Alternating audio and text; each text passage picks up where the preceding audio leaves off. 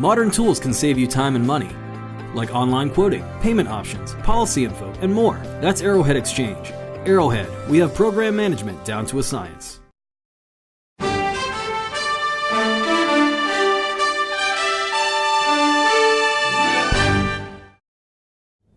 Business is coming back to wholesalers and rates are going up, says Neal Abernathy, President, CEO of Wholesaler, Swett Crawford. In this excerpt from an interview with Insurance Journal's Andy Simpson, Abernathy says he sees moderate rate increases continuing. Let's listen first as he talks about where and why rates are varying.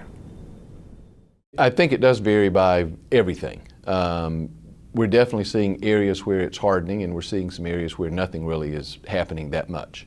So kind of where it's not happening that much, we're not seeing much in the area of California earthquake. That market's pretty flat.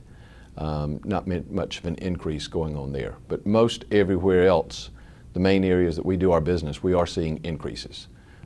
Property is up because of RMS 11.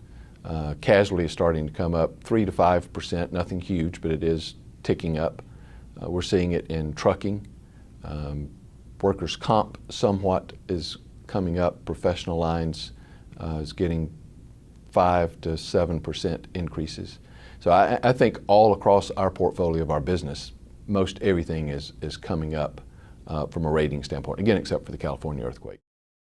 I just think there's too much capacity. I mean, there's not been a California earthquake in 30 years of any consequence, 25 years, and I just think until something happens there, it's kind of out of sight, out of mind. Someone's saying today you've got a whole generation of underwriters who've never been involved in an earthquake. So I think that's just, people don't recognize that there can be a loss there, so there's too much capacity there. I think the economy is going to start driving a lot of it. Bond rates, return on bonds are zero, basically, as everybody knows, and so many of the insurance companies invest their assets in bonds. And as insurance companies can't make any money on investment income, they've got to make it somehow, and they're going to have to make that on the underwriting side. So, if the industry is running 103 to 5% loss ratio, rates have got to come up to get that down in order for people to make a profit, because they're just not going to get anything on the investment side for the next couple of years. We're starting to get classes of business where we're getting a lot more activity because we're assuming that the standard markets are just kicking that business out of their underwriting portfolio. So we're getting some of that business coming into us now. I don't think we're going to see 20, 30% increases in any form or fashion. I don't think the economy can support that.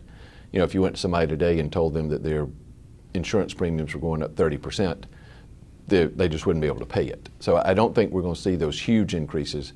But I think on the casualty side, that 3 to 5% increase for a couple of years probably is going to be there because the market's underpriced. I think property is probably going to flatten out somewhat, not go down, but the increases will flatten out somewhat.